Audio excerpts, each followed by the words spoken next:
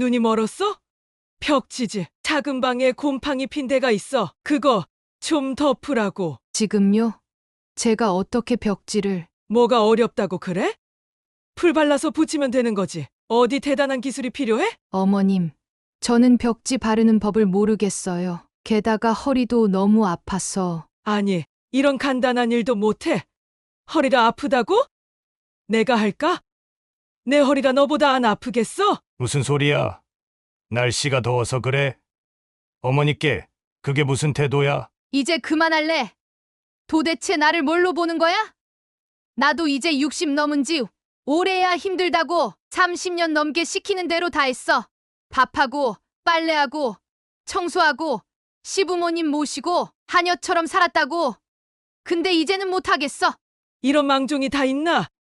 내가 얼마나 널 아껴줬는데. 아껴줬다고요? 언제요? 처음 이 집에 왔을 때부터 지금까지 단 한 번도 저를 사람으로 대우해 주신 적 없잖아요. 사연을 듣고 난 후 각자의 의견을 댓글로 남겨주시기 바랍니다. 사소한 댓글이라도 사연자분에게 큰 힘이 될 수 있습니다. 각색될 수 있고 사연자분의 입장에서 구성될 수 있습니다. 김순애 여사는 남편과 결혼한 지 30년이 넘었습니다. 그녀는 60세가 된 지금까지도 시집살이에 시달리고 있었고, 그것은 현재 진행형이었습니다.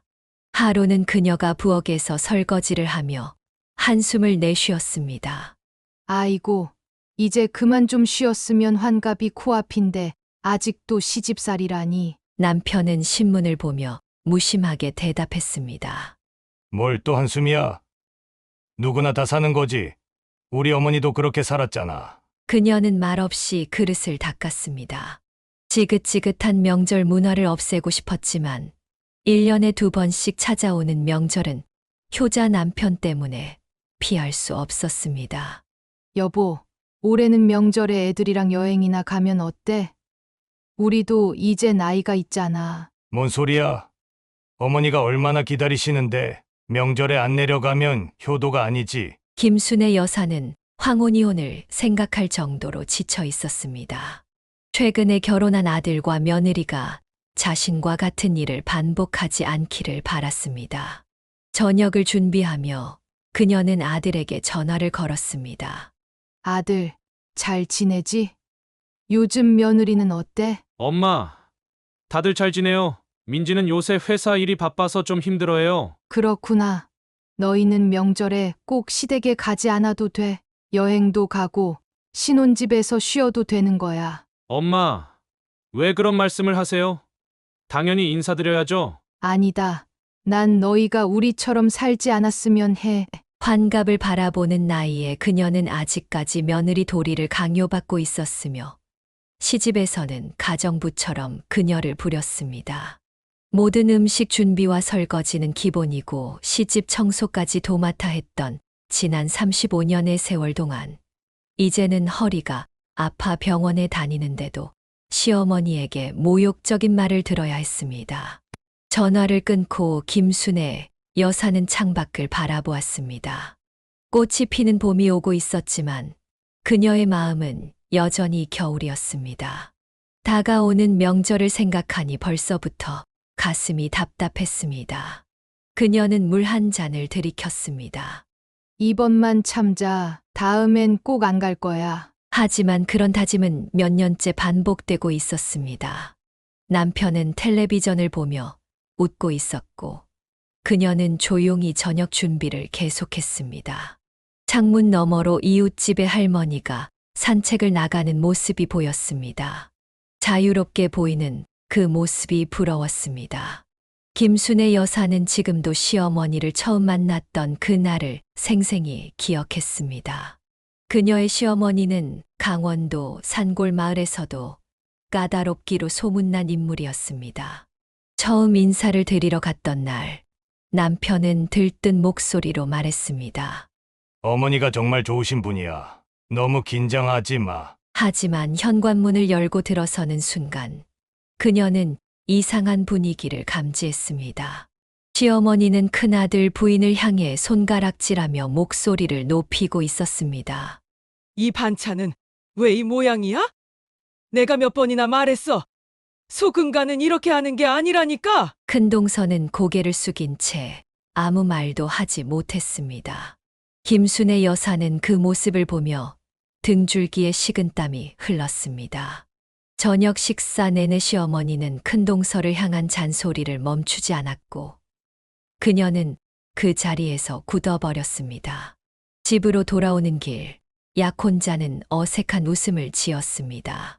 어머니가 오늘 좀 피곤하셨나 봐. 원래는 저러시지 않아. 정말 형님에게 하시는 말씀이 좀 아, 형수님은 좀 소심해서 그래. 어머니가 잘 되라고 하시는 말씀이야. 하지만 김순의 여사는 직감적으로 앞으로의 결혼 생활이 순탄치 않을 것임을 느꼈습니다. 시골에 내려갈 때마다 이웃 주민들이 그녀를 보며 안쓰러운 표정을 짓는 것도 이해할 수 있었습니다. 순애 씨 어머님 모시기 힘들지? 우리 동네에선 다 알아. 저 댁 며느리는 고생한다는 거. 마을 슈퍼 할머니의 말씀에 그녀는 쓴웃음만 지을 뿐이었습니다. 시부모가 며느리를 하인처럼 부리는 게 당연시되던 시절이었지만 그녀의 시어머니는 그 중에서도 특히 심했습니다. 결혼 후 첫 명절, 그녀는 새벽부터 밤늦게까지 부엌에 서 있어야 했습니다. 시어머니는 옆에서 계속 잔소리를 했습니다. 손이 그렇게 느려서 어쩌니? 우리 집은 명절 음식이 많단다. 빨리빨리 해야지. 남편에게 도움을 청했지만 돌아온 것은 한숨뿐이었습니다. 어머니가 원래 그러셔. 내가 뭐 어떡하라고. 좀만 참자. 그 좀만이 30년을 넘어 지금까지 이어졌습니다. 이제 김순의 여사도 60세, 환갑을 바라보는 나이가 되었습니다.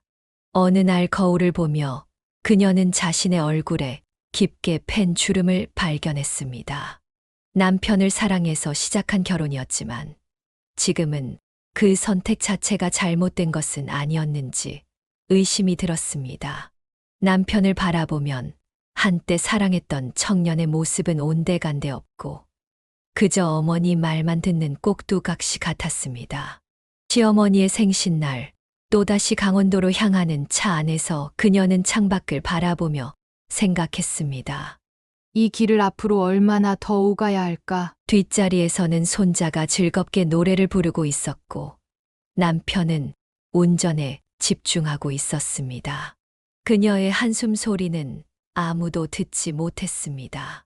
김순의 여사가 시집에서 겪은 고통 중 가장 큰 것은 시아버지의 존재였습니다. 그는 7년 전에 세상을 떠났지만 그의 그림자는 여전히 이 가정을 짙게 들이우고 있었습니다. 그녀는 가끔 옛 사진첩을 보다가 시아버지의 사진이 나오면 몸서리를 쳤습니다. 여보, 이 사진 좀 봐. 아버님 생전에 찍은 거네. 남편은 급히 달려와 사진을 보더니 눈시울을 붉혔습니다. 아버지가 참 듬직하셨지. 요즘도 꿈에 자주 뵈신다. 김순의 여사는 속으로 한숨을 내쉬었습니다. 그녀에게 시아버지는 듬직함과는 거리가 먼 존재였습니다. 과거의 기억이 물밀듯 밀려왔습니다. 이 며느리는 뭐 하나 제대로 하는 게 없어. 밥은 왜 이 모양이야? 우리 집안에서 이런 음식 먹어본 적 없다고. 시아버지의 고함 소리는 항상 집안을 뒤흔들었습니다. 3시간 거리의 시골집까지 매달 내려가야 했고 그때마다 그녀는 온갖 비난을 견뎌야 했습니다. 아버지, 순애가 열심히 하는 거예요. 요새 일도 바쁘고. 남편의 변명 같은 말은 늘 시아버지의 분노에 묻혀버렸습니다. 뭐 내가 지금 계집애 편들어? 어디서 배웠어? 그런 버릇은? 너 요즘 집안 어른 공경할 줄 모르는구나. 그러면 남편은 즉시 꼬리를 내렸습니다. 시아버지 앞에서는 아무리 50대 중년 남성이라도 여전히 어린아이 같았습니다. 어느 날 밤 시골집에서 돌아오는 차 안에서 김순의 여사는 용기를 내어 물었습니다. 여보, 우리가 이렇게 살아야 할까? 난 정말 지쳤어. 뭘 또 그래? 부모님 모시는 게 자식된 도리지. 모시는 거랑 학대당하는 건 달라. 난 늘 시집에서 하녀 취급받는 거 몰라? 남편은 핸들을 꽉 쥐며 대꾸했습니다. 난 우리 부모님과 등 돌리고 살 수 없어. 알잖아, 형님도 똑같이 부모님 말씀만 듣잖아. 형제가 똑같아. 다 효자병 걸렸어. 남편이 갑자기 차를 세웠습니다. 그의 눈에는 분노가 서려 있었습니다. 효자병. 그게 뭐야? 부모님 공경하는 게 병이라고? 뭔 친정에도 안 가면서 왜 우리 집에만 그래? 김순의 여사는 말문이 막혔습니다. 부모님은 이미 돌아가셨고 형제자매도 멀리 살고 있었습니다. 그녀에게는 이 가정밖에 없었습니다. 시골집에서는 시숙도 시아버지와 다를 바 없었습니다. 형님이 암으로 세상을 떠난 후 시숙은 더욱 까다로워졌습니다. 명절이면 언제나 김순의 여사만 부엌에 홀로 남겨져 있었습니다. 형님은 운이 좋았어. 먼저 가셔서. 가끔 그런 생각이 들다가도 죄책감에 얼른 마음을 다잡곤 했습니다. 그녀도 알고 있었습니다. 남편의 여동생이 어릴 때 사고로 죽은 뒤 시어머니가 아들들에게 쏟는 집착적인 사랑이 어디서 비롯된 것인지를. 우리 딸이 살아있었으면 지금쯤 30이 넘었을 텐데. 시어머니가 가끔 중얼거리는 말을 들으면서도 그 슬픔이 며느리를 괴롭히는 이유가 될 수는 없다고 생각했습니다. 더욱이 시어머니는 딸을 잃은 슬픔을 거의 표현하지 않았습니다. 저녁 식사 후 김순의 여사는 문득 남편에게 물었습니다. 여보, 여동생 이야기 좀 해줄래? 어떤 아이였어? 남편은 잠시 놀란 표정을 지었다가 천천히 말했습니다. 뭐 그냥 활달했어. 웃음도 많고. 근데 갑자기 왜? 그냥 궁금해서. 시어머니는 거의 이야기하지 않으시잖아. 어머니는 그때 너무 힘드셨어. 지금도 아마 그 상처가 다 아물지 않으신 것 같아. 그녀는 고개를 끄덕였습니다. 어쩌면 시어머니의 냉정함과 까다로움은 그 상처에서 비롯된 것일지도 모른다는 생각이 들었습니다. 하지만 그렇다고 해서 자신이 겪는 모든 고통이 정당화될 순 없었습니다. 김순의 여사는 아직도 형님 정순 씨의 장례식 날을 생생히 기억하고 있었습니다. 비가 내리는 음산한 날씨 속에서 그녀의 관이 땅속으로 내려갈 때 형님의 고단했던 인생이 주마등처럼 스쳐 지나갔습니다. 김순의 여사는 그날 평소와 달리 화장실에 숨어 오열했습니다. 형님 미안해요. 내가 더 도와줬어야 했는데. 남편이 문을 두드렸습니다. 당신 괜찮아? 그녀는 눈물을 훔치며 화장실에서 나왔습니다. 초상집은 조문객들로 북적였지만 이상하게도 시어머니의 눈에는 눈물 한 방울 보이지 않았습니다. 정희 씨는 5년 전 갑작스럽게 심장마비 진단을 받았습니다. 시골 마을 사람들은 그것조차 시어머니 탓으로 돌렸습니다. 불쌍한 사람, 저 할망구 밑에서 살다가 심장이 버텨낼 리가 있나. 애도 없이 평생 시달림 당하더니 결국 몸이 견디지 못했지. 이런 말들이 동네에 퍼졌지만 시어머니는 모르는 척했습니다. 아니, 어쩌면 알면서도 무시했는지도 모릅니다. 장례식 이틀 후 김순의 여사는 시숙과 우연히 마주쳤습니다. 그의 눈은 충혈되어 있었고 얼굴은 평소보다 더 창백했습니다. 아주버님, 괜찮으세요? 좀 쉬세요. 시숙은 한참을 말없이 앉아 있다가 겨우 입을 열었습니다. 내가 정의를 더 챙겨줬어야 했는데. 어머니 모시느라 늘 바빴다는 핑계로 그 말에 김순의 여사의 가슴이 아팠습니다. 시숙도 남편과 똑같은 효자병을 앓고 있었습니다. 부모님만 우선시하느라 정작 자기 배우자는 돌보지 못했던 것입니다. 어느 날 저녁 남편과 함께 차를 타고 가다가 김순의 여사는 조심스럽게 물었습니다. 여보, 형님이 돌아가시고 아주버님 많이 힘들어 하시더라. 그럼 30년 넘게 함께 산 사람인데 근데 생각해 본 적 있어? 형님이 왜 그렇게 일찍 가셨는지. 남편은 운전대를 꽉 쥐었습니다. 갑자기 왜 그런 얘기를 해? 사람이 다 때가 되면 가는 거지. 동네 사람들은 시어머님 때문이라고 수군거려. 자식이 없다고 평생 구박받고. 헛소리 마. 우리 어머니가 그렇게 나쁜 사람이야. 그녀는 더 이상 말하지 않았습니다. 남편은 결코 이해하지 못할 것이었습니다. 장례식 후 한 달이 지났을 때 김순애 여사는 시어머니가 정희 씨의 방을 뒤지는 것을 발견했습니다. 어머님, 뭐 하세요? 아, 온 김에 좀 정리하려고 이제 필요 없는 물건들이니까. 그 말에 김순애 여사는 가슴이 철렁 내려앉았습니다. 정희 씨가 세상을 떠난 지 겨우 한 달밖에 되지 않았는데 시어머니는 마치 집안 청소하듯 그녀의 흔적을 지우려 했습니다. 좀 더 기다려도 되지 않을까요? 아직 형님도 마음을 정리하지 못하셨을 텐데. 뭘 그렇게 오래 끌어? 사람이 가면 물건도 정리해야지. 이게 다 차지하고 있으면 어떡해. 김순애 여사는 조용히 방을 나왔습니다. 시어머니에게는 며느리가 그저 집안일을 하는 도구일 뿐이었습니다. 죽어서도 평안히 쉬지 못하는 정희 씨가 불쌍했습니다. 집으로 돌아가는 길, 그녀는 남편에게 말했습니다.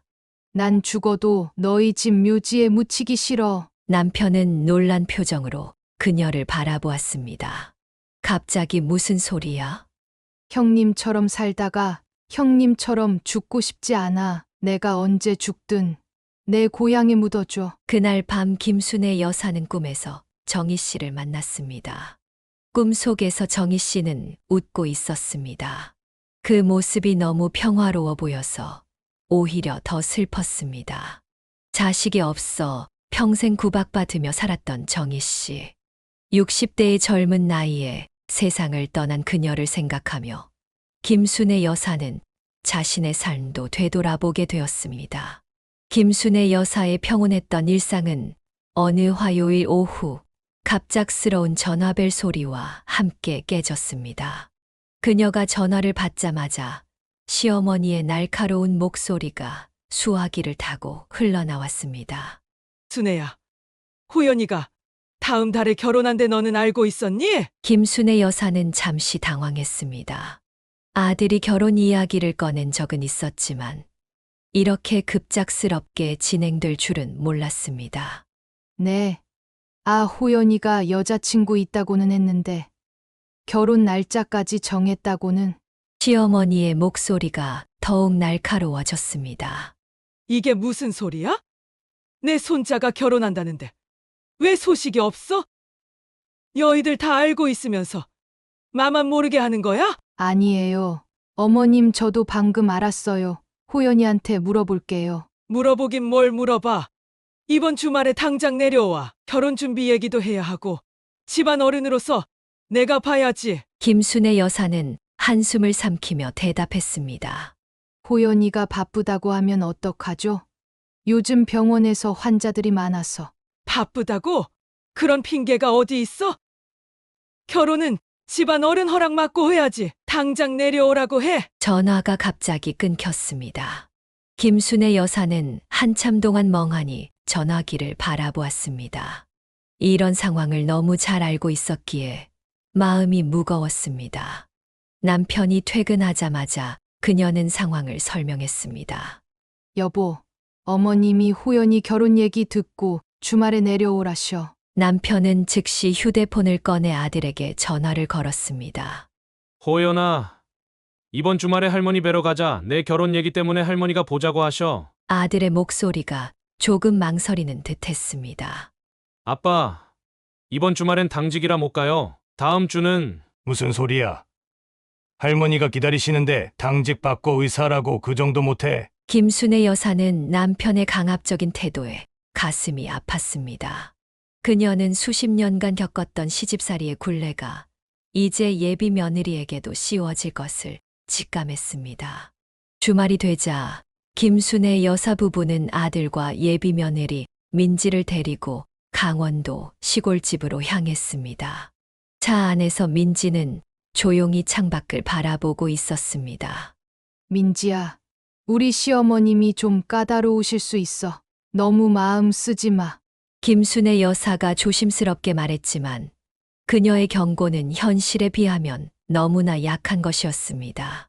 시골집에 도착하자마자 시어머니는 민지를 훑어보며 말했습니다. 이렇게 말랐어?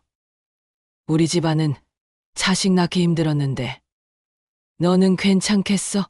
민지의 얼굴이 창백해졌고 호연은 불편한 기색을 감추지 못했습니다. 저녁 준비 시간, 시어머니는 민지를 부엌으로 불러 이것저것 시키기 시작했습니다. 저기 상추 씻어서 놔라.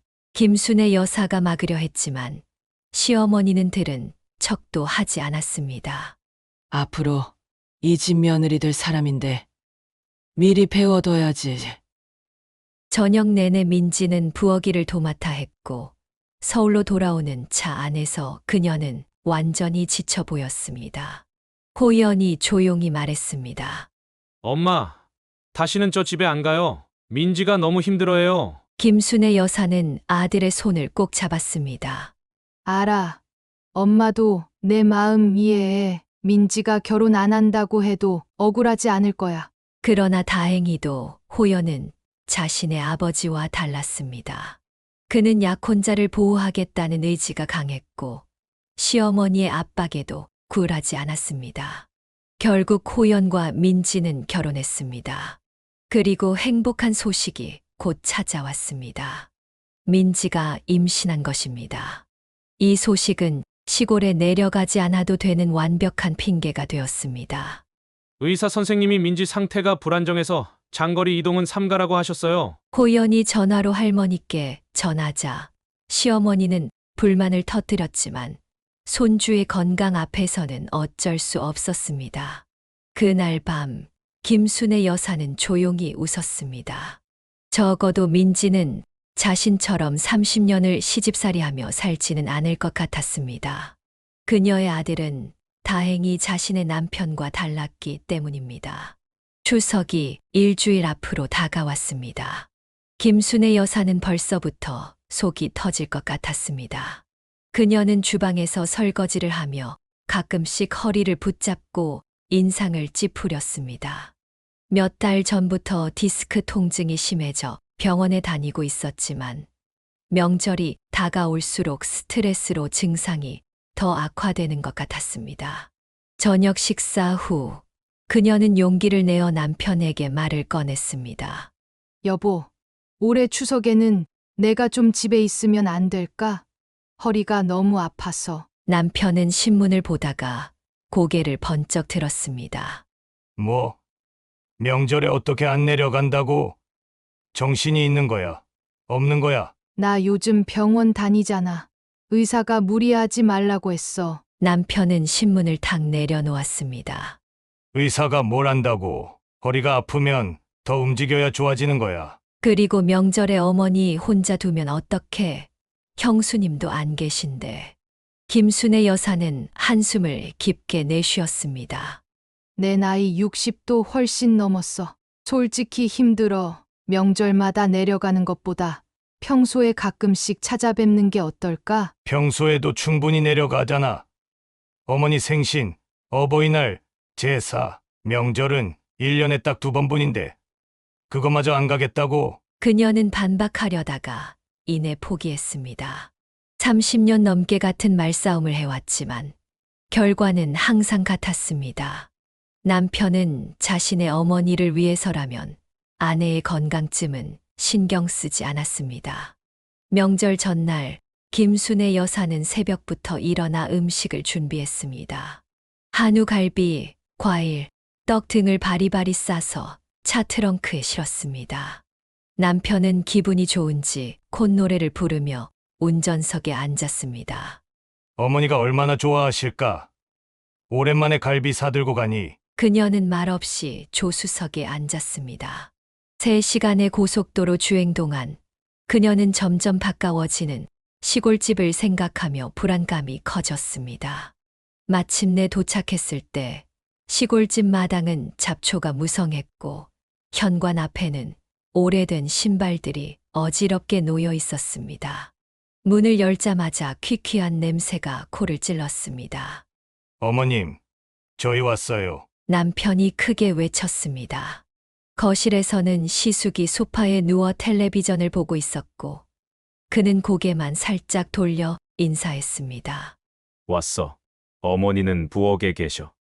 김순의 여사가 부엌으로 향하자 시어머니는 기다렸다는 듯이 물었습니다. 보연이는 어째 안 보이네. 아, 민지가 임신 중이라 의사가 안정을 취하라고 해서요. 다음에 오겠다고 했어요. 시어머니의 눈이 가늘어졌습니다.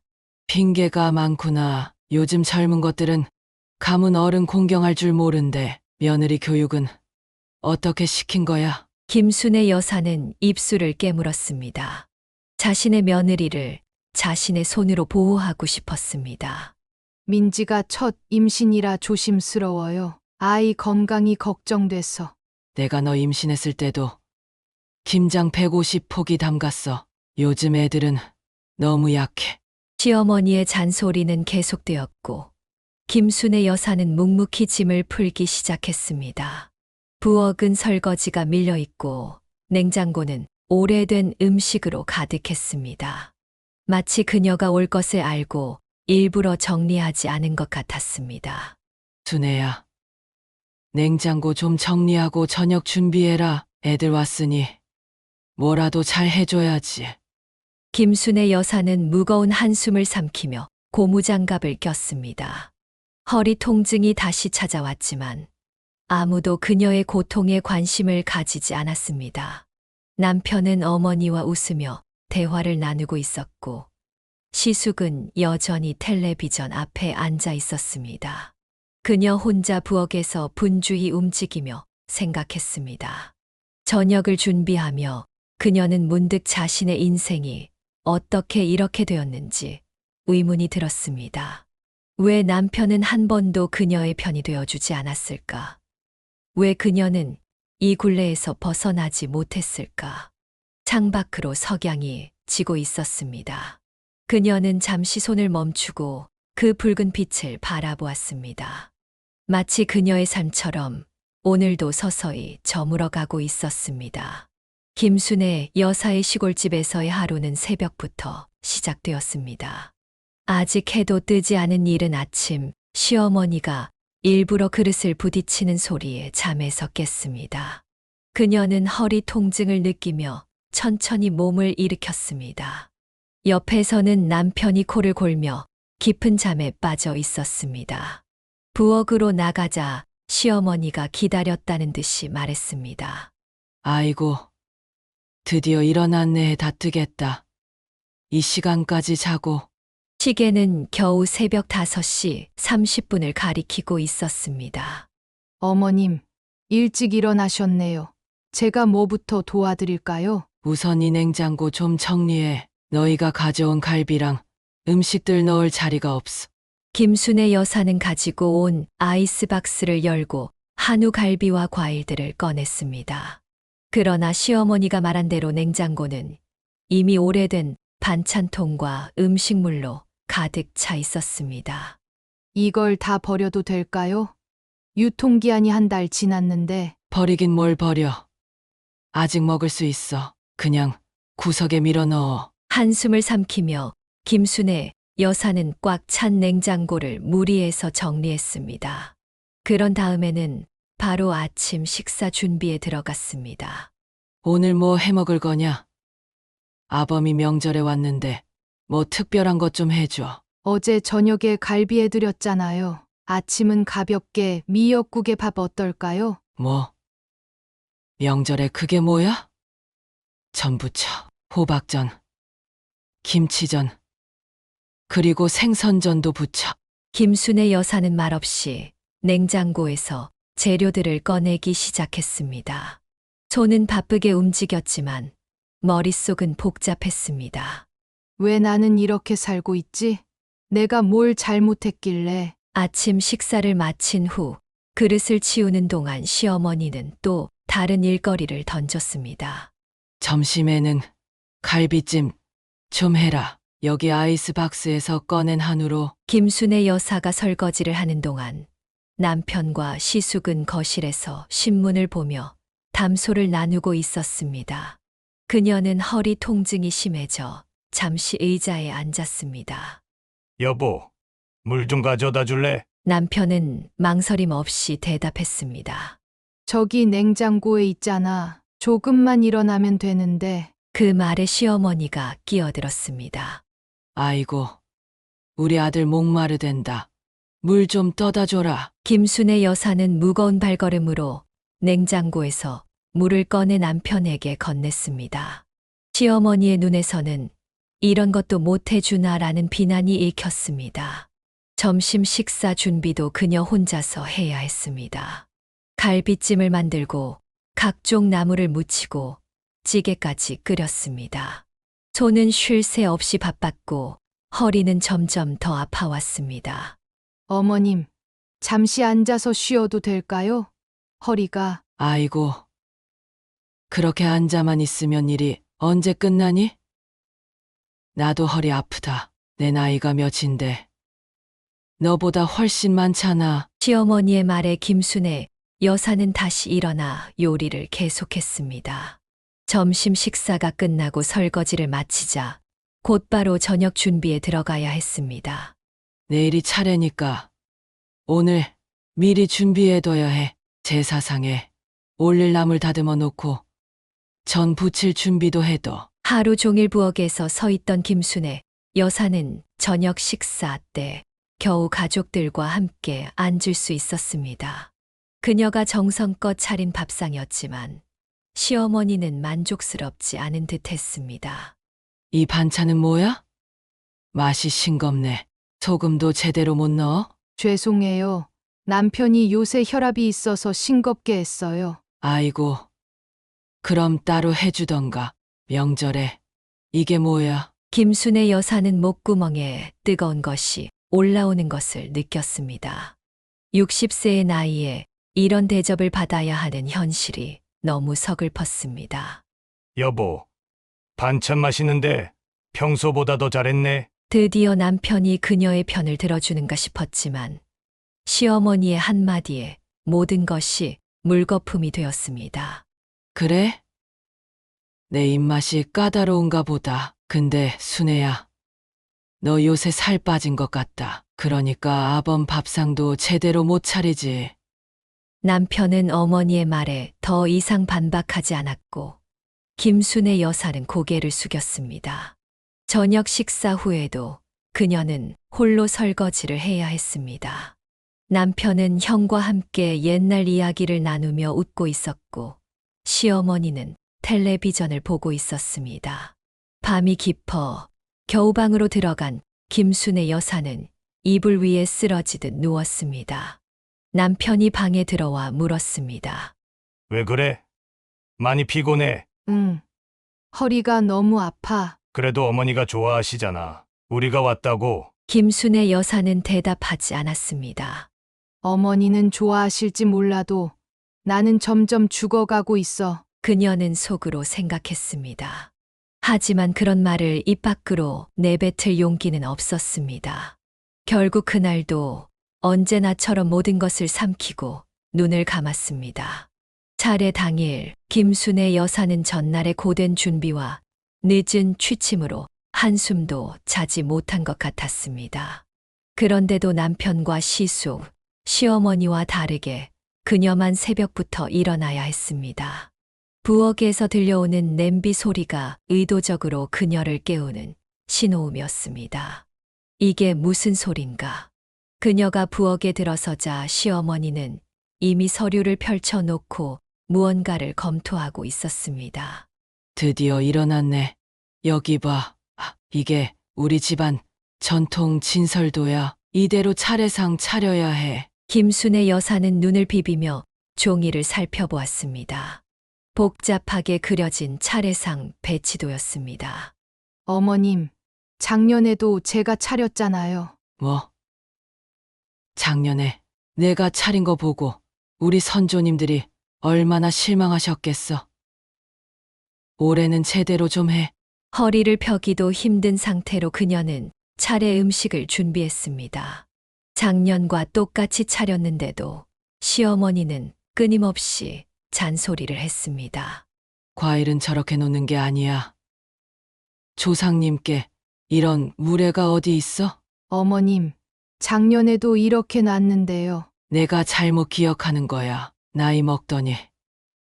기억력도 떨어지나? 김순애 여사는 입술을 깨물었습니다. 시어머니가 내민 종이에도 분명히 과일은 지금 자신이 놓은 대로 배치하게 되어 있었습니다. 하지만 말대꾸는 상황을 더 악화시킬 뿐이었습니다. 마침내 차례상이 완성되었을 때 남편과 시숙이 방에서 나왔습니다. 두 사람은 상을 보며 만족스럽게 고개를 끄덕였습니다. 어머니, 상이 참 좋네요. 시숙의 말에 시어머니는 자랑스럽게 웃었습니다. 그럼 내가 아침부터 준비했지. 김순애 여사는 뒤에서 눈을 크게 떴습니다. 시어머니는 지시만 했을 뿐 손 하나 까딱하지 않았던 것을 누구보다 잘 알고 있었습니다. 하지만 그저 묵묵히 따뜻한 물을 떠다 드릴 뿐이었습니다. 차례가 시작되었고 남편과 시숙은 정중하게 절을 올렸습니다. 김순애 여사는 제사 내내 뒤에서 서서 술을 따르고 음식을 나르는 역할만 했습니다. 어쩌다 남편이 그녀를 돌아보며 미소를 지었지만 그것은 아내에 대한 감사보다는 차례가 원활하게 진행되는 것에 대한 안도감으로 보였습니다. 형님, 이제 삼원하셔야죠. 남편의 말에 시숙이 다시 절을 했습니다. 김순애 여사는 뒤에서 쟁반을 들고 기다렸습니다. 이 집에서 그녀는 가족의 일원이 아닌 일꾼 같은 존재라는 느낌이 강하게 들었습니다. 차례가 끝나고 모두가 가벼운 다과를 즐기는 동안 김순애 여사는 홀로 차례상을 치웠습니다. 설거지는 그녀의 몫이었고 남편과 시숙은 거실에서 옛날 이야기를 나누고 있었습니다. 이거 받아. 갑자기 시어머니가 나타나 김순애 여사에게 무언가를 내밀었습니다. 약봉지였습니다. 이거 허리에 좋다더라. 그 순간 김순애 여사는 잠시 당황했습니다. 시어머니가 자신의 허리 상태를 신경 써준 것이 처음이었습니다. 감사합니다, 어머님. 하지만 다음 순간 시어머니의 말이 그녀의 마음을 다시 얼어붙게 했습니다. 설거지 끝나면 마당도 좀 쓸어. 작년보다 더럽네. 뜨거운 물에 장시간 손을 담그다 보니 손가락이 주름져 있었습니다. 설거지를 하면서 문득 자신의 처지가 서글퍼졌습니다. 이제 환갑을 앞둔 나이에도 여전히 이렇게 시집살이를 하고 있다니. 여보, 허리 괜찮아? 남편이 부엌에 들어와 물었습니다. 김순애 여사는 잠시 희망을 품었습니다. 혹시 도와주려는 걸까? 많이 아파. 너무 오래 서 있어서. 그래? 내가 어머니한테 물어볼 게 어머니가 좋은 약 알고 있을지도 모르지? 그녀의 희망은 순식간에 물거품이 되었습니다. 남편은 도울 생각은 전혀 없었고 단지 어머니에게 다시 물어보겠다는 것뿐이었습니다. 허리를 짚으며 힘겹게 마지막 그릇을 닦았을 때 김순애 여사의 마음속에는 분노가 끓어올랐습니다. 이건 가족이 아니었습니다. 그녀는 그저 이 집의 하인에 불과했습니다. 김순애 여사는 설거지를 마치고 간신히 의자에 주저앉았습니다. 온몸이 쑤시고 아팠습니다. 특히 허리는 찌르는 듯한 통증이 계속되었습니다. 그녀는 잠시 눈을 감고 깊게 숨을 들이쉬었습니다. 잠시라도 쉬고 싶었습니다. 그때 시어머니가 무언가를 들고 부엌으로 들어왔습니다. 김순애 여사는 눈을 떴고 시어머니의 손에 들린 것을 보고 눈을 의심했습니다. 벽지 요리였습니다. 순애야, 이거 좀 발라줘. 김순애 여사는 어리둥절해서 벽지를 바라보았습니다. 이게 뭐예요, 어머님? 눈이 멀었어? 벽지지. 작은 방에 곰팡이 핀 데가 있어. 그거 좀 덮으라고. 지금요? 제가 어떻게 벽지를 시어머니는 눈을 흘겼습니다.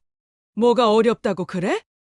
풀 발라서 붙이면 되는 거지. 어디 대단한 기술이 필요해? 김순애 여사는 고개를 저었습니다. 그녀의 손은 설거지로 인해 이미 주름지고 갈라져 있었습니다. 허리는 만져도 아프고 머리는 지끈지끈 울렸습니다. 어머님, 저는 벽지 바르는 법을 모르겠어요. 게다가 허리도 너무 아파서. 아니, 이런 간단한 일도 못해.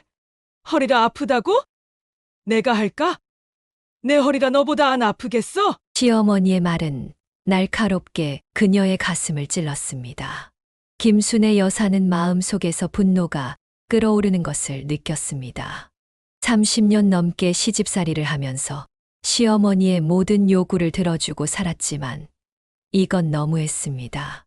저는 벽지 공사는 못해요. 남편한테 부탁하세요. 뭐라고? 남자한테 그런 거 시키라고? 말 대꾸하는 거야, 지금? 시어머니의 얼굴이 붉게 변했습니다. 그때 남편이 부엌으로 들어왔습니다. 무슨 일이야? 왜 이렇게 시끄러워? 시어머니가 즉시 아들에게 하소연했습니다. 야, 내 마누라가 이렇게 말 대꾸를 해. 작은 방 벽지 좀 발라달라고 했더니 못한다네. 요즘 며느리들은 다 이래? 남편은 한숨을 쉬며 아내를 바라보았습니다. 여보, 어머니 말씀 좀 들어드려. 얼마나 어려운 일이라고. 김순애 여사는 믿을 수 없다는 표정으로 남편을 바라보았습니다. 그녀의 손은 떨리기 시작했고 가슴 속에서는 용암처럼 분노가 끓어올랐습니다. 너도 할 수 있잖아. 왜 나한테만 시켜? 나 허리 아프다고 몇 번이나 말했어. 남편은 당황한 표정을 지었습니다. 아내가 이렇게 강하게 반발한 적이 거의 없었기 때문입니다. 무슨 소리야? 날씨가 더워서 그래? 어머니께 그게 무슨 태도야? 김순애 여사는 더 이상 참을 수 없었습니다. 그녀는 벌떡 일어나 벽지로를 바닥에 던졌습니다. 벽지가 바닥을 굴러 시어머니의 발 앞에 멈췄습니다. 이제 그만할래? 도대체 나를 뭘로 보는 거야? 나도 이제 60 넘은 지 오래야 힘들다고. 시어머니와 남편은 놀란 표정으로 그녀를 바라보았습니다. 김순애 여사의 눈에서는 눈물이 흘러내렸습니다. 30년 넘게 시키는 대로 다 했어. 밥하고 빨래하고 청소하고 시부모님 모시고 하녀처럼 살았다고. 근데 이제는 못하겠어. 시어머니가 입을 열었습니다. 이런 망종이 다 있나? 내가 얼마나 널 아껴줬는데. 아껴줬다고요? 언제요? 처음 이 집에 왔을 때부터 지금까지 단 한 번도 저를 사람으로 대우해 주신 적 없잖아요. 시어머니의 얼굴이 창백해졌습니다. 남편은 아내의 팔을 잡으려 했지만 김순애 여사는 그의 손을 뿌리쳤습니다. 나 더 이상 이러고 싶지 않아. 환갑도 다 된 나이에 벽지 바르라고? 너희 집 하녀가 아니라고. 여보, 진정해. 어머니 앞에서. 왜? 어머니 앞이라서 내가 참아야 해. 내가 죽을 때까지 이렇게 살아야 한다고 생각해. 김순애 여사는 부엌을 나와 방으로 향했습니다. 그녀는 서랍에서 휴대폰과 지갑만 꺼내 가방에 넣었습니다. 남편이 당황해서 따라왔습니다. 뭐 하는 거야? 어디 가려고? 집에 갈 거야. 더 이상 못 견디겠어. 갑자기 왜 이래? 명절인데 어떻게 가? 그녀의 눈에서는 결연한 빛이 번쩍였습니다. 이제 명절에 안 내려올 거야. 당신은 오든 말든 알아서 해. 시어머니가 방문 앞에 나타났습니다. 뭐, 감히 내가. 이게 무슨 폐륜이야? 김순애 여사는 시어머니를 똑바로 바라보았습니다. 폐륜이요? 며느리가 시어머니 노예인가요? 저도 사람이에요. 이제 그만하고 싶어요. 그녀는 가방을 들고 현관으로 향했습니다. 남편이 당황해서 그녀의 팔을 잡았습니다. 여보, 제발. 어머니께 사과해. 나중에 후회할 일 만들지 마. 김순애 여사는 고개를 저었습니다. 후회. 내가 후회하는 건 진작 이러지 않은 거야. 나도 이제 나만의 삶을 살고 싶어. 그녀는 남편의 손을 뿌리치고 현관문을 열었습니다. 뒤에서 시어머니의 고함 소리가 들렸지만 그녀는 돌아보지 않았습니다. 마당을 지나 대문을 나서는 순간 이상하게도 가벼운 느낌이 들었습니다. 마치 30년간의 무거운 짐을 내려놓은 것 같았습니다. 김순애 여사는 터미널에서 3시간을 기다린 끝에 서울행 버스를 탈 수 있었습니다. 그녀는 창가에 앉아 흘러가는 강원도의 산세를 바라보았습니다. 휴대폰은 진동이 멈추지 않았지만 그녀는 한 번도 꺼내보지 않았습니다. 마음속 깊은 곳에서 무언가가 끊어지는 느낌이 들었습니다. 집에 도착하자 그녀는 모든 통화를 차단했습니다. 시어머니의 전화가 끊임없이 왔지만 그녀는 한 번만 받았을 뿐입니다. 내가 어떻게 이럴 수 있어? 당장 내려와서 사과해. 죄송합니다만 저는 이제 그만두겠습니다. 더 이상의 전화는 받지 않을 거예요. 그녀는 시어머니의 분노에 찬 목소리를 끊어버렸고 이후 모든 연락을 차단했습니다. 남편은 하루 더 시골에 머물다 돌아왔습니다. 그의 표정은 지쳐 있었고 분노가 서려 있었습니다. 도대체 무슨 생각이야? 어머니가 얼마나 상처받으셨는지 알아? 난 30년 동안 상처받았어. 이제 그만하려고. 남편의 얼굴이 붉게 변했습니다. 이게 다 뭐야? 이혼이라도 하겠다는 거야. 김순애 여사는 잠시 침묵했다가 조용히 대답했습니다. 그래. 너희 집 식모 노릇 안 할 거라면 이혼해도 상관없어. 그 말에 남편은 크게 놀랐습니다. 그는 아내가 이렇게까지 결심할 줄은 몰랐던 것 같았습니다. 그러더니 갑자기 풀이 죽어 소파에 주저앉았습니다. 당신 진짜 날 버리겠다는 거야. 버린다기보다는 나를 찾으려는 거야. 60년 살면서 30년을 남의 집 하녀처럼 살았어. 이제는 김순애로 살고 싶어. 다음 날 김순애 여사는 이혼 서류를 준비했습니다.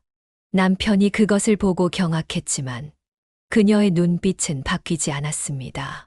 결국 남편은 더 이상 그 이야기를 꺼내지 않았고 마치 금기어가 된 것처럼 두 사람 사이에서 이혼 이야기는 사라졌습니다. 시간이 흘러 1년 후 며느리 민지가 아들을 낳았습니다. 호연과 민지는 추석에 김순애 여사의 집에 오겠다고 전화했습니다. 어머니, 이번 추석에 손자 데리고 찾아뵐게요. 오지 마, 민지야. 네. 왜요? 추석은 여행 가기 좋은 날이야. 나도 제주도 갈 거고.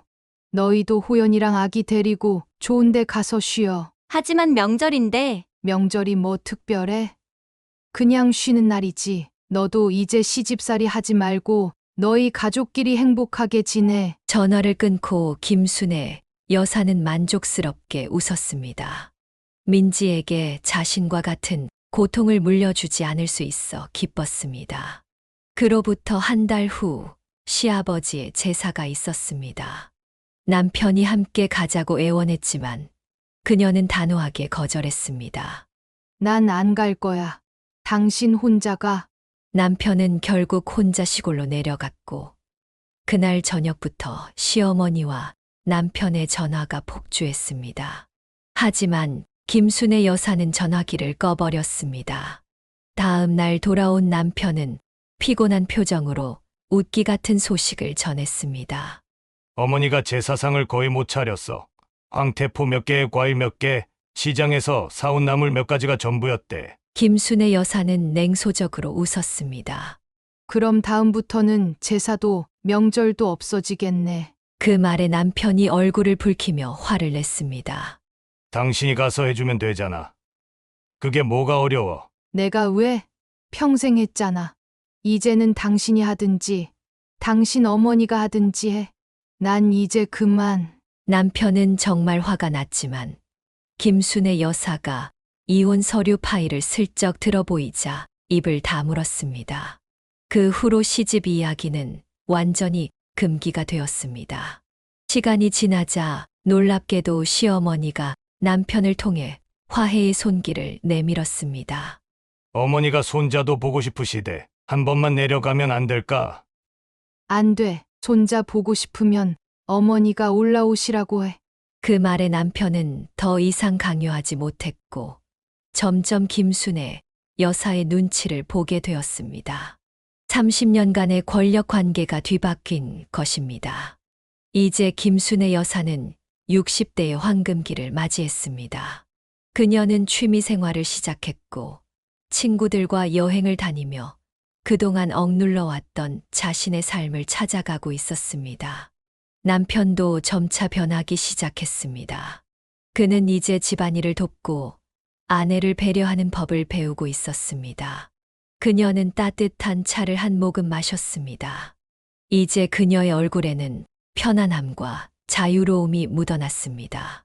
한 번뿐인 인생, 남은 시간만큼은 자신을 위해 살기로 결심한 그녀의 선택은 옳았습니다. 두 번째 사연입니다. 김소희 씨는 평범한 중산층 가정에서 태어났습니다. 그녀의 부모님은 맞벌이를 하느라 항상 바빴고, 그래서 할머니가 소희와 오빠를 거의 키웠습니다. 출근 준비로 분주한 아침 시간, 부모님 대신 할머니가 소희의 머리를 빗어주고 등교 준비를 도왔습니다. 학교가 끝나고 집에 돌아오면 할머니는 항상 따뜻한 미소로 그녀를 맞이했습니다. 소희야, 학교 어땠어? 할머니가 내가 좋아하는 고구마 찐 거 있단다. 가방 내려놓고 먹어볼래? 소희는 할머니가 준비한 간식을 먹으며 학교에서 있었던 일들을 신나게 얘기했습니다. 그녀에게 할머니의 부엌은 세상에서 가장 안전하고 편안한 곳이었습니다. 할머니, 오늘 미술 시간에 선생님이 제 그림 제일 잘 그렸다고 칭찬해 주셨어요. 우리 소희가 그림도 잘 그리는구나. 할머니는 소희가 하는 모든 게 다 자랑스럽단다. 저녁 시간이 되면 세 사람은 작은 밥상에 둘러앉아 함께 식사를 했습니다. 할머니는 소희와 오빠가 좋아하는 반찬을 항상 하나씩 준비했고, 두 손주의 밥그릇에 반찬을 골고루 얹어 주었습니다. 부모님이 야근으로 늦게 들어오는 날이면 할머니는 소희와 오빠에게 옛날 이야기를 들려주었습니다. 소희는 할머니의 무릎을 베고 누워 그 이야기에 푹 빠져들곤 했습니다. 옛날 옛적에 착한 마음씨를 가진 소녀가 살았단다. 그 소녀는 우리 소희처럼 똑똑하고 예뻤지. 잠자리에 들 시간이 되면 할머니는 두 손주를 따뜻한 이불 속에 눕히고 자장가를 불러주었습니다. 그녀의 목소리는 비록 떨리고 나이 들었지만 소희에게는 가장 아름다운 음악이었습니다. 우리 소희 자장자장. 깊은 잠에 들거라. 할머니가 지켜줄게. 사랑스런 우리 아가. 주말이면 할머니는 소희와 오빠를 데리고 근처 공원으로 산책을 나갔습니다. 그녀는 비록 걸음이 느렸지만 손주들의 손을 꼭 잡고 자연의 아름다움을 가르쳤습니다. 할머니, 저 꽃 이름이 뭐예요? 그건 민들레란다. 씨앗이 바람을 타고 날아가서 어디든 새 생명을 피울 수 있지. 소희도 그렇게 어디서든 활짝 피어날 거야. 이런 일상이 모여 소희의 어린 시절을 채웠습니다. 그녀는 비록 부모님과 함께하는 시간은 적었지만 할머니의 넘치는 사랑 속에서 행복하게 자랐습니다. 할머니는 그녀에게 인생의 지혜와 타인을 배려하는 마음을 가르쳐 주었습니다. 소희가 자라면서 할머니의 주름진 손과 구부정한 허리가 모두 자신과 오빠를 위한 희생이었음을 조금씩 깨닫기 시작했습니다. 그 깨달음은 소희의 마음 속에 깊은 감사함으로 자리 잡았습니다. 할머니의 사랑은 소희 가족의 든든한 기둥이었고, 그녀의 따뜻한 품은 언제나 소희가 돌아갈 수 있는 안전한 피난처였습니다. 소희가 중학교에 입학한 그 해봄, 그녀의 가족에게 갑작스러운 불행이 닥쳤습니다. 평소와 다름없이 퇴근길에 오르던 소희의 어머니가 횡단보도를 건너다 신호를 무시하고 달려온 차에 치이는 큰 사고를 당했습니다. 다행히 목숨은 건졌지만 머리를 심하게 다쳐 지적장애 2급 판정을 받게 되었습니다. 병원 회의실에서 의사의 설명을 듣던 소희의 아버지는 망연자실한 표정으로 고개를 떨구었습니다. 앞으로도 기본적인 의사소통은 가능하지만 기억력 저하와 판단력 부족 문제가 지속될 겁니다. 가족들의 세심한 보살핌이 필요합니다. 집으로 돌아온 후 아버지는 자신을 탓하며 괴로워했습니다. 내가 능력이 있었다면 당신이 일하러 나가지 않아도 됐을 텐데, 이런 일도 없었을 텐데. 사고 이후 어머니는 겉으로 보기에는 크게 달라진 것이 없었지만 생활 곳곳에서 변화가 나타났습니다. 요리를 하다가 가스불을 끄지 않고 자리를 비우거나 같은 질문을 하루에도 수십 번씩 반복하기도 했습니다. 무엇보다 고집이 세져서 한 번 마음먹은 일은 남의 말을 들으려 하지 않았습니다. 그럴 때마다 할머니는 놀라운 인내심으로 소희의 어머니를 돌보았습니다. 가스불 꺼야 하는 거 잊었구나. 괜찮아. 내가 껐으니 걱정 말아라. 다음엔 메모라도 써놓을까? 아, 메모요 좋은 생각이네요.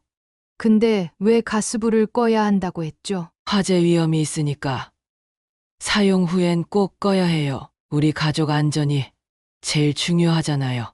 소희는 갑자기 변해버린 어머니를 보며 혼란스러웠습니다. 예전에는 자신을 꼭 안아주고 학교 이야기를 재미있게 들어주던 어머니가 이제는 간단한 일상 대화도 자주 잊어버리는 모습이 낯설었습니다. 한 번은 어머니가 감기에 심하게 걸렸는데도 병원 가기를 완강히 거부했습니다. 온 가족이 설득해도 소용이 없었습니다. 싫어요. 병원 가면 주사 맞을지도 모르고 그냥 집에서 쉬면 나아질 거예요. 소희의 오빠가 할머니에게 도움을 청했고 할머니는 특유의 부드러운 방식으로 접근했습니다. 빨리 나아야 소희랑 나들이도 가고 맛있는 것도 먹으러 갈 수 있을 텐데. 그리고 그렇게 기침하면 아이들한테 옮길 수도 있어요. 우리 함께 병원 가는 게 어떨까요? 결국 할머니의 따뜻한 설득에 어머니는 마음을 돌렸고 적절한 치료를 받을 수 있었습니다. 이 일을 계기로 소희는 할머니의 지혜와 인내심에 더 큰 존경심을 갖게 되었습니다. 아버지는 퇴근 후 이 상황을 알게 되었을 때 할머니에게 깊이 감사했습니다. 어머님, 정말 감사합니다. 제가 집에 없는 동안 이렇게 신경 써주시고 죄송한 마음뿐입니다. 무슨 소리예요? 내 며느리가 내 딸이나 다름없는데 당연히 챙겨야지. 아픈 사람을 따뜻하게 보살피는 게 가족이 할 일 아니겠어요? 할머니의 이러한 헌신은 소희에게 깊은 인상을 남겼습니다. 어려운 상황에서도 포기하지 않고 가족을 지키는 할머니의 모습은 소희가 살아가는데 중요한 본보기가 되었습니다. 소희는 점차 변화된 가정환경에 적응해 갔습니다. 학교에서 돌아오면 어머니의 상태를 먼저 살피고 할머니의 집안일을 돕는 것이 일상이 되었습니다. 어린 나이에 갑자기 찾아온 책임감이 때로는 버겁게 느껴졌지만 가족 모두가 서로를 위해 노력하는 모습 속에서 그녀는 진정한 가족의 의미를 배워갔습니다. 대학교 입학을 앞둔 소희에게 할머니의 건강 상태는 점점 더 큰 걱정거리가 되었습니다. 어느새 80대 중반에 접어든 할머니는 예전보다 기력이 크게 떨어져 있었습니다. 그녀는 자주 숨이 차고 관절통으로 고생했지만 여전히 소희의 가족을 위해 헌신적으로 살았습니다. 어느 가을 저녁 할머니는 소희와 오빠를 불러 진지한 대화를 나누었습니다. 이제 나도 언제 떠날지 모르니 한 가지 부탁이 있구나. 너희 엄마는 표현을 잘 못할 뿐이지 마음은 참 착한 사람이란다. 내가 없어도 둘이서 엄마를 잘 돌봐주려. 소희와 오빠는 할머니의 손을 꼭 잡고 진심으로 약속했습니다. 그 순간 소희는 할머니의 손등에 드러난 푸른 핏줄과 깊은 주름을 보며 시간의 흐름을 실감했습니다. 소희가 22살이 되던 겨울, 가족들에게 평화로운 이별이 찾아왔습니다. 할머니는 평소와 다름없이 저녁 식사 후 조금 피곤하다며 일찍 잠자리에 들었고 다음 날 아침 소희가 깨우러 갔을 때 조용히 세상을 떠난 상태였습니다. 마치 잠든 것처럼 평온한 표정이었지만 더 이상 깨어나지 않는 할머니를 보며 소희는 무너지는 마음을 겨우 붙잡았습니다. 장례식 내내 가족들은 할머니의 사진 앞에서 각자의 방식으로 슬픔을 표현했습니다. 특히 소희의 어머니는 할머니의 영정사진을 끌어안고 오열했습니다. 어머니 없이 어떻게 살아요? 저도 같이 가고 싶어요. 소희는 어머니를 부축하며 위로했지만 할머니를 딸처럼 사랑했던 어머니의 상실감은 누구보다 컸습니다. 어머니는 몇 주 동안 할머니의 사진을 품에 안고 자며 슬픔을 달랬습니다. 세월은 흘러 소희는 대학을 졸업하고 식자재 수입 회사에 취직했습니다. 전공을 살려 외국 식품 바이어로 일하는 그녀는 활발한 성격과 언어 능력을 인정받아 회사에서 빠르게 자리를 잡았습니다. 한편 경찰로 일하던 오빠는 30살에 같은 경찰서에서 일하던 세원이라는 여성과 결혼했습니다. 새언니 세원은 처음부터 소희 가족에게 깊은 인상을 남겼습니다.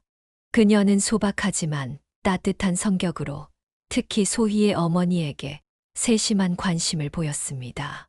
새언니가 직접 만든 요리는 어머니의 특별한 기쁨이 되었습니다. 한 번은 새언니가 갑자기 집에 방문했을 때 소희는 놀라움을 금치 못했습니다. 언니, 오늘 무슨 일 있어요? 어머님이 제가 만든 떡볶이가 먹고 싶다고 하셔서요. 아버님께서 말씀해 주셔서 재료 사들고 왔어요. 소희는 감동했습니다. 새언니는 단순히 시부모님께 잘 보이기 위한 것이 아니라 진심으로 소희의 어머니를 가족으로 받아들이고 있었습니다. 소희의 어머니는 새언니가 만든 떡볶이를 행복한 표정으로 먹으며 연신 칭찬했습니다. 세원이가 만든 떡볶이는 정말 특별해. 이 맛을 어디서도 못 찾겠어. 소희는 오빠가 정말 좋은 사람을 만났다고 생각했습니다. 새언니는 어머니의 상태를 이해하고 대화할 때도 항상 인내심을 갖고 천천히 설명했으며 때로는 아이처럼 구는 어머니를 전혀 귀찮아하지 않았습니다. 가끔씩 소희는 할머니가 이 모습을 볼 수 있다면 얼마나 기뻐하실까 생각했습니다. 할머니가 평생 바라던 것처럼 가족들은 서로를 아끼고 보듬으며 살아가고 있었습니다. 특히 새언니 세원의 등장은 소희 가족에게 새로운 활력을 불어넣었고 할머니의 빈자리를 조금이나마 채워주는 듯 했습니다. 소희는 종종 할머니의 사진을 바라보며 가족의 소식을 속삭이곤 했습니다. 비록 육체적으로는 떠났지만 할머니의 사랑과 가르침은 여전히 소희 가족의 중심에 살아 있었습니다. 소희 가족이 새언니의 등장으로 한층 더 화목해지던 그때 예상치 못한 사고 소식이 전해졌습니다. 어느 늦은 밤 소희의 핸드폰이 요란하게 울렸습니다. 발신자는 새언니였고 그녀의 목소리는 떨리고 있었습니다. 소희야, 오빠가 다쳤어. 지금 중앙병원 응급실이야. 빨리 와줘. 급하게 옷을 챙겨 입은 소희는 부모님께 상황을 설명하고 함께 병원으로 향했습니다. 알고 보니 오빠는 강도 사건 현장에 출동했다가 흉기를 든 범인을 제압하는 과정에서 복부와 팔에 심각한 자상을 입은 상태였습니다. 다행히 생명에는 지장이 없었지만 수술이 필요한 상황이었습니다. 병원 대기실에서 소희는 새언니가 의사와 이야기하는 모습을 지켜봤습니다. 평소 밝고 차분했던 새언니의 얼굴은 창백했고 눈가에는 눈물이 고여 있었지만 의사의 설명을 놓치지 않으려 필사적으로 집중하고 있었습니다. 의사가 떠난 후 새언니는 소희의 부모님 앞에서 흐느끼며 말했습니다. 걱정 마세요. 의사 선생님이 큰 혈관은 다치지 않았대요. 제가 무슨 일이 있어도 건강하게 회복시켜 드릴게요. 병원에서 계속 지킬 거예요. 수술은 성공적으로 끝났지만 오빠의 회복 과정은 쉽지 않았습니다. 팔의 신경이 손상되어 재활치료가 필요했고 복부 상처도 조심스러운 관리가 필요했습니다. 새언니는 경찰서에 휴가를 내고 병원에서 오빠의 곁을 지켰습니다. 그녀는 모든 간호사의 지시를 꼼꼼히 메모했고 오빠의 식사부터 투약, 운동까지 세심하게 챙겼습니다. 병상에 누워있던 오빠는 그런 새언니를 바라보며 미안함과 고마움을 표현했습니다. 당신 덕분에 하루하루 나아지는 것 같아. 빨리 회복해서 직장에 복귀할게. 가장으로서 이렇게 누워만 있으니 미안해. 소희는 병실을 드나들며 새언니의 헌신적인 모습을 지켜봤습니다. 때로는 새언니가 잠시 쉴 수 있도록 대신 오빠를 간호하기도 했고, 집에서 따뜻한 음식을 준비해 병원으로 가져가기도 했습니다. 그런 과정에서 소희는 새언니가 단순히 좋은 아내를 넘어 진정한 가족의 일원이 되었음을 실감했습니다. 한 번은 새언니가 잠시 자리를 비운 사이 오빠가 소희에게 마음을 털어놓았습니다. 세원이가 내 옆에 없었다면 이렇게 빨리 회복하지 못했을 거야. 매일 밤 내가 잠든 줄 알고 울면서 기도하더라. 나 정말 복받은 사람이지? 소희도 깊이 공감했습니다. 새언니는 위기 상황에서 더욱 빛나는 사람이었습니다. 약 4개월 후 오빠는 병원을 떠나 집에서 요양을 시작했고 점차 일상으로 복귀할 수 있었습니다. 처음에는 가벼운 사무 업무부터 시작했지만 재활치료의 효과와 새언니의 정성 덕분에 6개월 만에 현장 근무도 가능해졌습니다. 오빠가 완전히 회복한 후 소희 가족은 모두 모여 작은 축하 자리를 마련했습니다. 소희의 아버지는 새언니에게 특별히 감사의 마음을 전했습니다. 세원이 덕분에 우리 아들이 건강하게 돌아왔구나. 진심으로 고맙다. 새언니는 수줍게 웃으며 고개를 저었습니다. 당연한 일을 했을 뿐이에요. 저도 이 가족의 일원인걸요. 소희는 그날 저녁 새언니가 자신의 가족에게 얼마나 소중한 존재인지 다시 한번 깨달았습니다.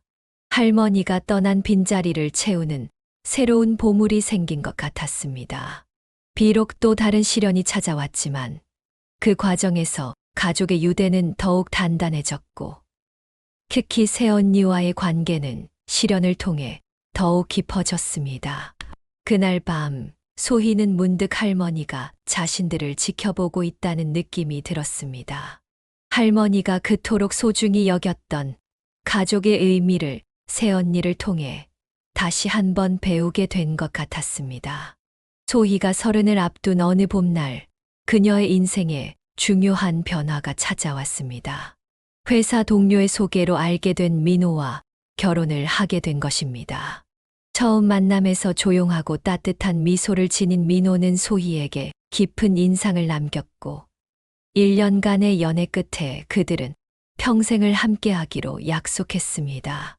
민호는 도시 곳곳의 정원과 공원을 가꾸는 조경회사에서 일하는 전문 정원사였습니다.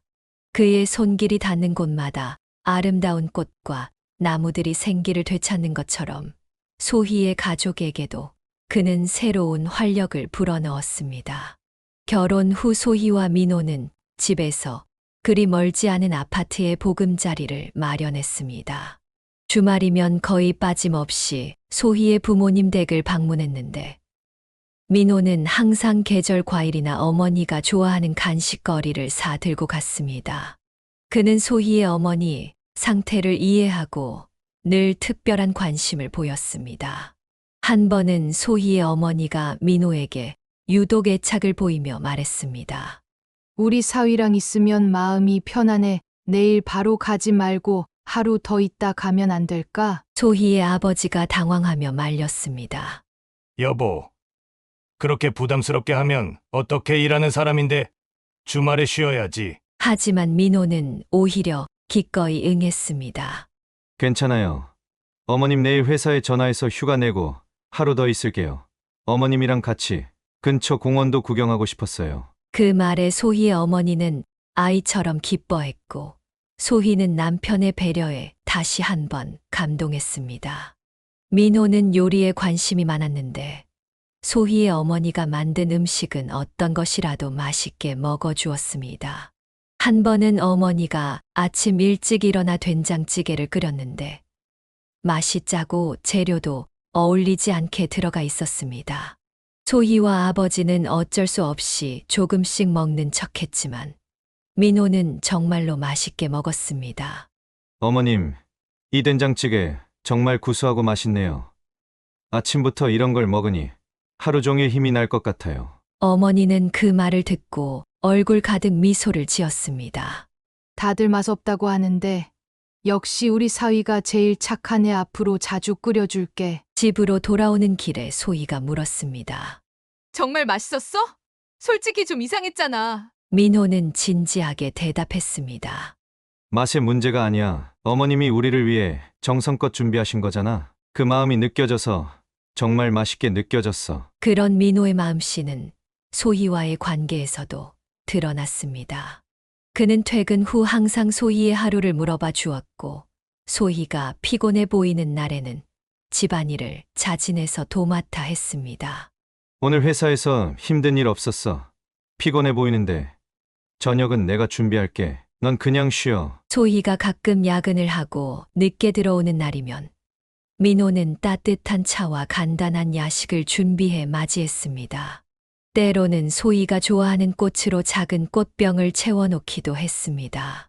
시간이 흐를수록 소희는 민호의 작은 배려와 꾸준한 노력이 얼마나 특별한 것인지 깨달았습니다. 그는 말보다 행동으로 사랑을 표현하는 사람이었고, 소희의 가족을 자신의 가족처럼 소중히 여겼습니다. 특히 소희의 어머니를 대하는 태도는 참으로 감동적이었습니다. 그는 어머니의 반복적인 질문에도 인내심을 갖고 대답했고, 어머니가 이해하기 쉽도록 천천히 설명해 주었습니다. 소희는 종종 민호가 자신의 아버지와 함께 어머니를 산책시키는 모습을 바라보며 할머니가 바라던 가족의 모습이 이어지고 있다는 생각에 마음이 따뜻해졌습니다. 민호의 가족들도 소희를 따뜻하게 맞아주었습니다. 시부모님은 소희를 친딸처럼 아껴주셨고, 시동생 형수가 된 소희에게 존경심을 표했습니다. 하지만 한 사람만은 예외였습니다. 바로 소희의 동서 지연이었습니다. 지연은 소희보다 2년 먼저 결혼해 이미 3살배기 아들을 두고 있었고, 소희가 시댁 식구가 되었을 때는 둘째를 임신한 상태였습니다. 처음 만났을 때부터 그녀는 소희에게 냉담한 태도를 보였습니다. 시댁 가족들이 모인 자리에서 음식 준비를 할 때 지연은 언제나 임신을 핑계로 자리를 피했습니다. 형님, 저는 임신했으니까 주방일 안 해도 되죠? 형님은 아직 아이도 없고 건강하시니 충분히 하실 수 있잖아요. 소희는 비록 마음에 들지 않았지만 임산부를 배려하는 마음으로 수긍했습니다. 그래. 몸 상태도 안 좋을 텐데 편하게 쉬어. 내가 어머님이랑 같이 할게. 하지만 이런 일이 반복되면서 소희는 동서의 행동이 단순한 컨디션 문제를 넘어선다는 것을 깨달았습니다. 지연은 기회가 있을 때마다 소희를 깎아내리고 불편하게 만들었습니다. 한 번은 모두가 모인 저녁 식사 자리에서 지연이 갑자기 불평을 늘어놓기 시작했습니다. 왜 오늘 저녁에 생선만 있는 거예요? 임산부는 단백질이 필요한데 소고기가 있었으면 좋았을 텐데. 시어머니가 당황하며 대답했습니다. 지연이가 평소에 생선도 잘 먹어서 오랜만에 준비했는데. 지연은 불만스러운 표정으로 소희를 힐끗 쳐다보았습니다. 이런 건 미리 물어봐 주셔야 하는 거 아닌가요? 임산부 식단은 특별히 신경 써야 하는데. 소희가 조심스럽게 말했습니다. 미리 말해줬으면 준비했을 텐데. 다음에는 어떤 음식이 먹고 싶은지 알려줘. 그걸 꼭 제가 먼저 얘기해야 돼요? 가족들이 알아서 챙겨주는 게 맞지 않나요? 이런 날카로운 대화가 계속되면서 소희는 동서와의 관계가 순탄치 않을 것임을 예감했습니다. 지연이 둘째 아이를 출산했을 때 소희는 정성껏 아기 옷과 신발을 선물로 준비했습니다. 좋은 관계를 유지하고 싶다는 마음에서 꽤 고가의 브랜드 제품을 골랐지만 지연의 반응은 냉담했습니다. 형님, 이제 보니 정말 센스가 없으시네요. 이런 아기 옷이나 신발은 친구들한테 흔히 받는 선물인데 가족이면 이것보다 더 특별한 걸 해줘야 하는 거 아닌가요? 소희는 당황했습니다. 내가 정성껏 고른 건데 그렇게 마음에 안 들어? 원한다면 다른 걸로 바꿔줄 수도 있어. 이미 받은 걸 돌려달라고 하실 건가요? 전 그냥 형님이 센스가 없다고 말씀드린 것뿐인데요. 소희는 입술을 깨물며 더 이상의 말다툼을 피했습니다. 하지만 지연의 말이 그녀의 마음에 상처를 남긴 것은 사실이었습니다. 더 견디기 힘들었던 것은 지연이 자주 형님은 아직 아이가 없어서 모르시겠지만 이라는 말을 했다는 점이었습니다. 사실 소희와 민호는 결혼 후 아이를 갖기 위해 노력하고 있었지만 아직 성공하지 못한 상태였습니다. 지연의 말은 의도적이든 아니든 소희의 아픈 곳을 건드렸습니다. 한 번은 소희가 용기를 내어 동서와 단둘이 대화할 기회를 만들었습니다. 혹시 내가 뭐 잘못한 게 있니? 같은 며느리로서 서로 의지하고 친하게 지냈으면 좋겠는데 내가 자꾸 날 멀리하는 것 같아서. 지연은 무표정한 얼굴로 대답했습니다. 전 형님한테 불만 없는데요. 그리고 제가 언제 형님을 멀리했다고 그러세요? 툭하면 내가 아이가 없어서 모른다는 식으로 말하고 내가 하는 것마다 시비를 거는 것 같아서 그래. 전 그냥 제 말투가 그런 거예요. 특별한 의미 없이 한 말인데 형님이 민감하게 받아들이시는 거죠. 결국 그날의 대화는 아무런 진전 없이 끝나고 말았습니다. 소희는 시댁에 갈 때마다 동서와의 어색한 관계로 인해 마음이 무거웠지만 가족의 화목을 위해 표면적으로나마 친절을 유지하려 노력했습니다. 결혼 2년이 지나도록 소희와 민호 부부에게 임신 소식은 찾아오지 않았습니다. 처음에는 때가 되면 자연스럽게 생기겠지라고 생각했지만 이 시간이 갈수록 두 사람은 불안해지기 시작했습니다. 결국 그들은 난임 전문 병원을 찾아 검사를 받기로 결정했습니다. 병원에서 여러 검사를 거친 후 의사는 소희 부부에게 난임 치료를 시작할 것을 권했습니다. 소희는 배란 유도제부터 시작해 여러 단계의 치료를 받았고 결국 시험관 시술까지 시도했지만 번번이 실패했습니다. 그 과정은 육체적으로도 고통스러웠지만 정신적인 스트레스는 더 견디기 힘들었습니다. 매번 실패할 때마다 소희는 자신을 탓했고 민호는 그런 아내를 위로하며 함께 힘든 시간을 견뎌냈습니다. 소희야, 우리 아직 젊어 조급해하지 말고 천천히 가자. 우리 둘만의 시간도 소중하잖아. 민호의 따뜻한 격려에도 불구하고 소희의 마음속 상처는 깊어져 갔습니다. 특히 동서의 무심한 말들이 그 상처에 소금을 뿌리는 것 같았습니다. 동서 지연의 둘째 아이 돌잔치가 열렸을 때 소희 부부도 참석했습니다. 소희는 예쁜 선물을 준비하고 최대한 밝은 표정으로 행사에 임했습니다. 그러나 행사 도중 지연이 친구들에게 소희를 소개하면서 한 말이 그녀의 마음을 아프게 했습니다. 이쪽은 우리 형님이세요. 결혼한 지 꽤 됐는데 아직 애가 없으셔서 아이 용품 선물할 때 항상 조언해드려요. 소희는 그 말을 듣는 순간 얼굴이 화끈거렸지만 자리를 망치지 않기 위해 미소를 유지했습니다. 민호는 아내의 손을 꼭 잡아주었습니다. 집으로 돌아오는 길 참았던 눈물이 터져 나왔습니다. 민호는 아내를 꼭 안아주었습니다. 내 잘못 아니야. 우리는 우리 방식대로 행복을 찾을 거야. 지연이의 말에 상처받지 마. 돌잔치 이후에도 지연은 기회가 있을 때마다 소희의 아픈 곳을 건드렸습니다. 명절에 모인 자리에서는 형님은 애가 없어서 모르시겠지만 육아는 정말 힘들어요 라고 말하기도 했고 아이 교육 관련 대화가 나올 때면 소희를 의도적으로 배제했습니다. 소희는 이런 상황을 개선하기 위해 한 번 더 지연과의 대화를 시도했습니다. 둘만의 시간을 마련해 솔직한 마음을 털어놓았습니다.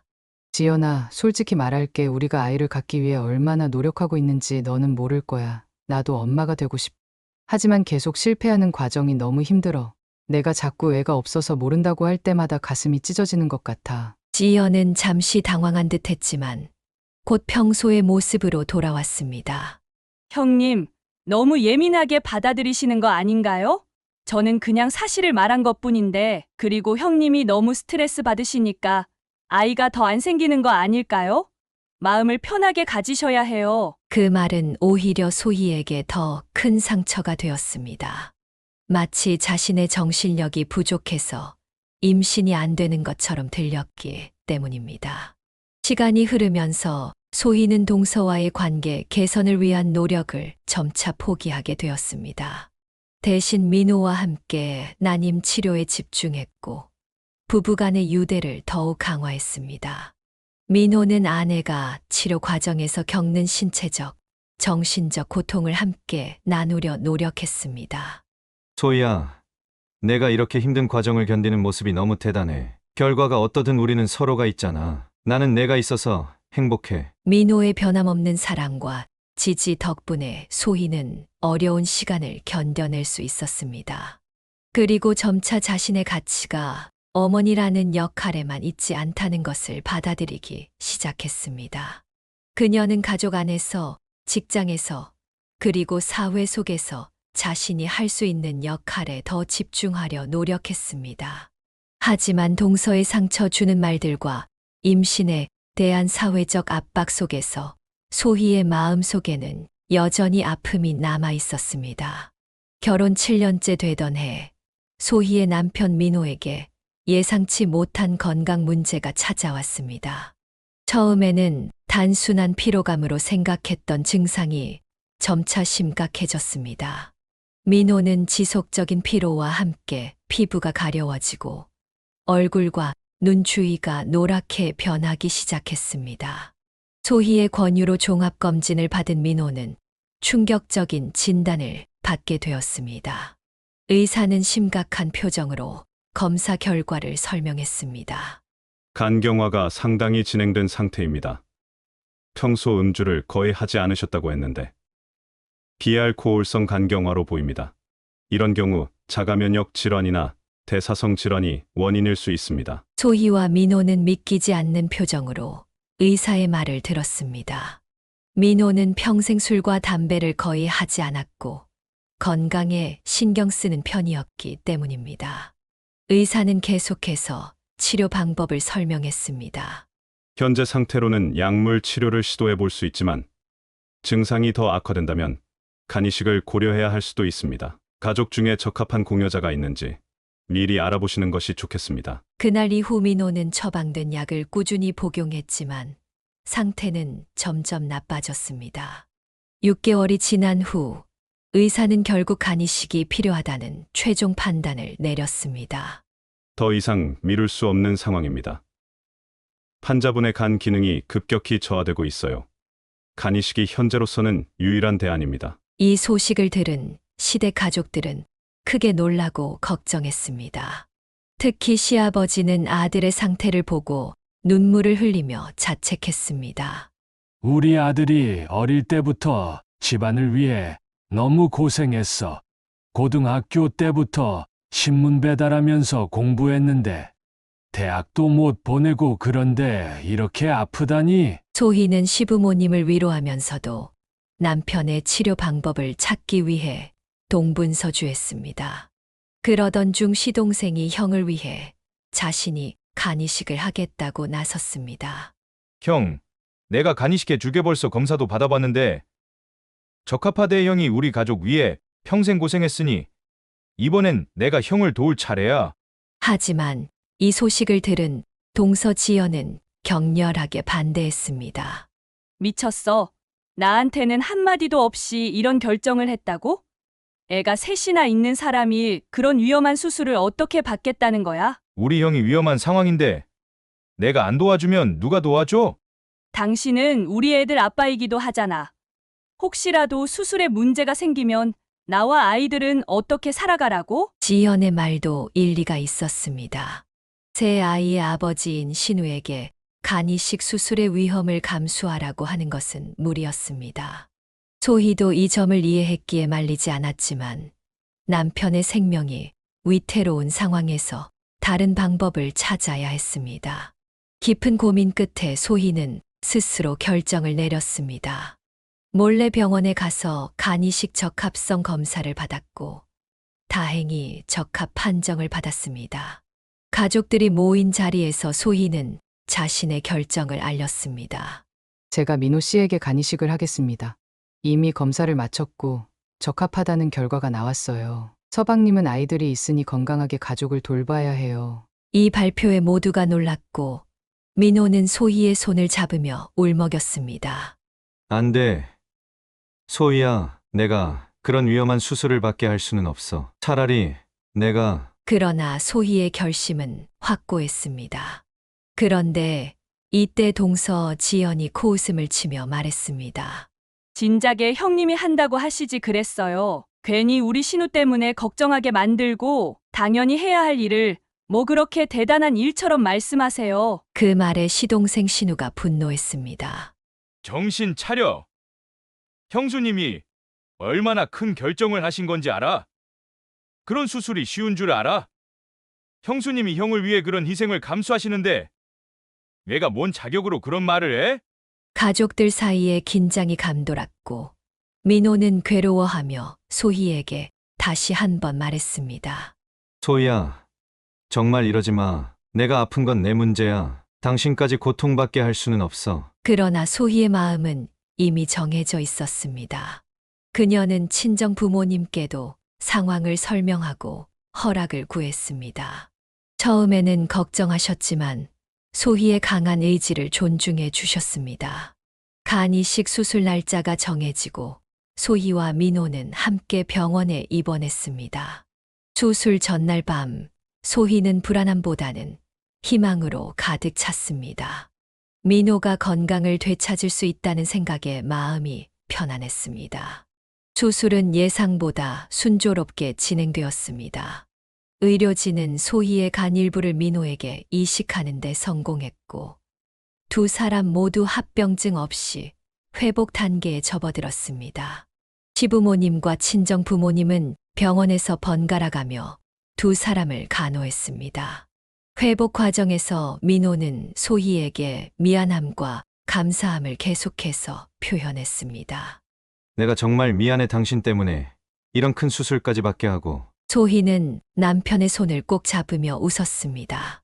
이제 우리는 정말 한 몸이 된 거야.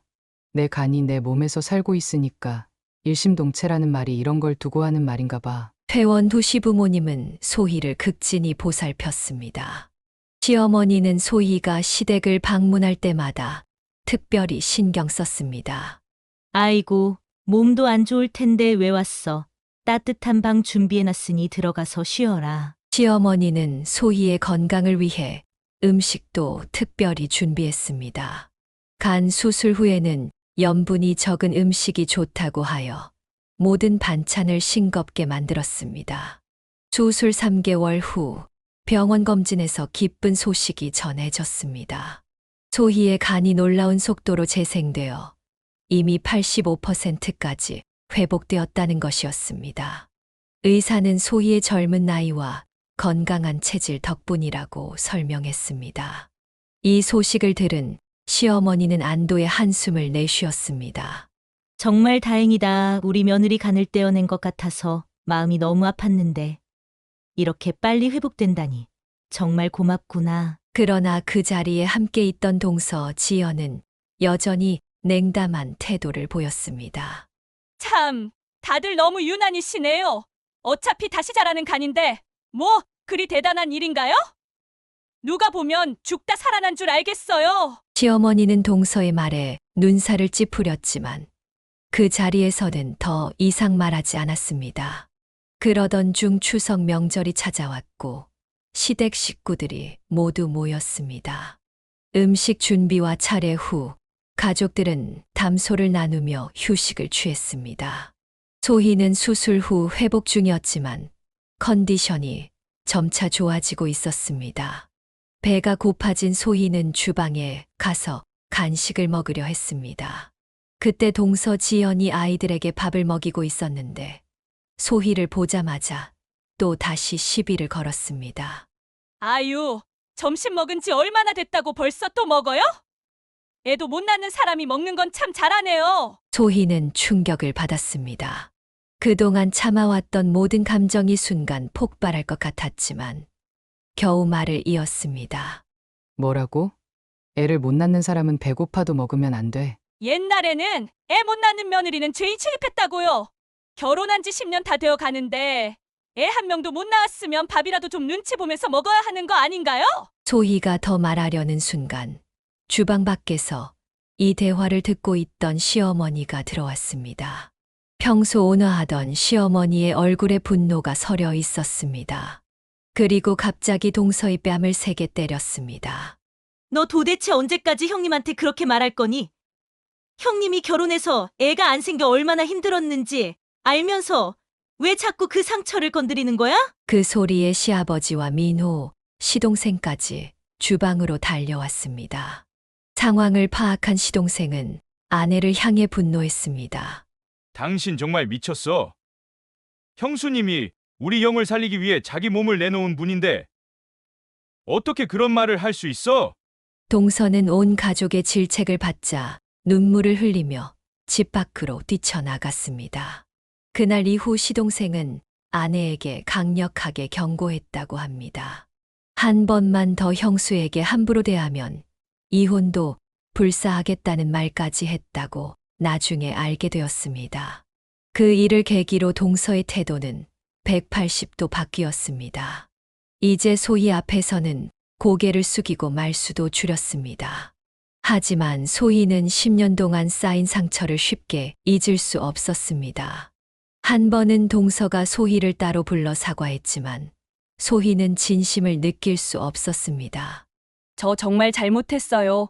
시댁 식구들이 다 저를 미워하는 것 같아서 힘들어요. 형님이 좀 도와주세요. 소희는 동서의 갑작스런 변화가 진심이 아니라 가족들의 질책 때문이라는 것을 알았기에 더 이상의 도움은 거절했습니다. 간 이식 수술 이후 1년이 지났을 무렵 소희와 민호의 건강은 모두 완전히 회복되었습니다. 두 사람은 어느 봄날 저녁 창가에 앉아 앞으로의 삶에 대해 깊은 대화를 나누었습니다. 그동안 아이를 갖기 위해 온갖 노력을 해왔지만 이제는 다른 방향으로 생각해 볼 때가 되었습니다. 소희야, 우리 이제 어떻게 할까? 우리 둘만의 삶도 충분히 행복하지만 민호의 말을 듣던 소희는 문득 며칠 전 뉴스에서 본 해외 입양 아동에 관한 이야기가 떠올랐습니다. 우리 입양할까 입양에 대해 생각해 본 적 있어. 아직도 우리나라에서 매년 수백 명의 아이들이 해외로 입양되고 있대. 그 아이들에게 우리가 가정을 줄 수 있다면 어떨까? 민호의 눈이 밝아졌습니다. 그는 소희의 손을 꼭 잡았습니다. 정말 좋은 생각이야. 우리가 받은 사랑을 그 아이들에게 나눠줄 수 있을 거야. 결정을 내린 두 사람은 다음 날 바로 입양기관에 연락했습니다. 상담사는 국내 입양과 해외 입양 대상 아동들에 대한 정보, 그리고 입양 절차의 복잡성에 대해 설명해 주었습니다. 소희는 예상보다 훨씬 까다로운 절차에 놀랐지만 민호와 함께 모든 과정을 하나씩 준비해 나가기로 했습니다. 그들은 먼저 가족들에게 이 결정을 알렸습니다. 소희의 부모님은 딸의 결정을 전적으로 지지해 주었습니다. 소희야, 정말 훌륭한 생각이다. 꼭 핏줄이 이어져야만 가족이 되는 건 아니란다.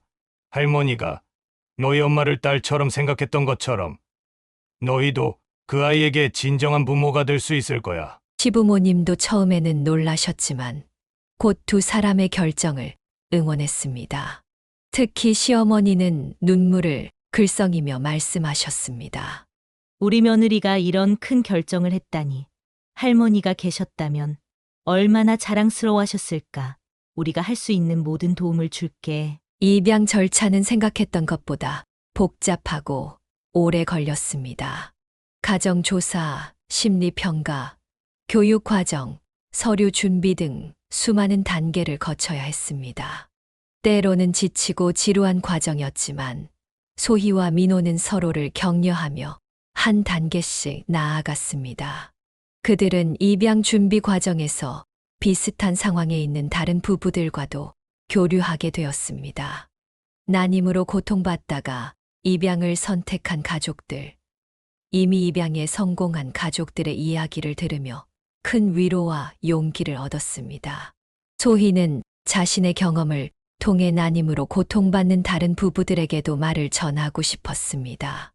난임을 겪으면서 자신을 미워하고 세상을 원망하게 되는 순간들이 많았어요. 하지만 그것이 내 가치를 결정하는 것은 아니라는 걸 이제는 알아요.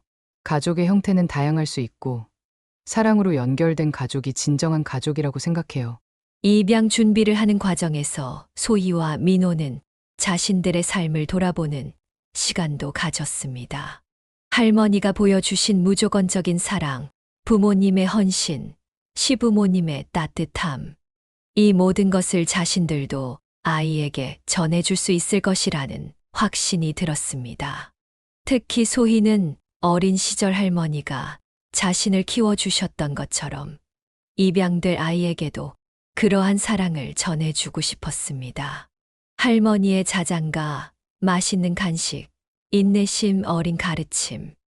이 모든 것을 기억하며 소희는 어떤 부모가 될지 그려보았습니다.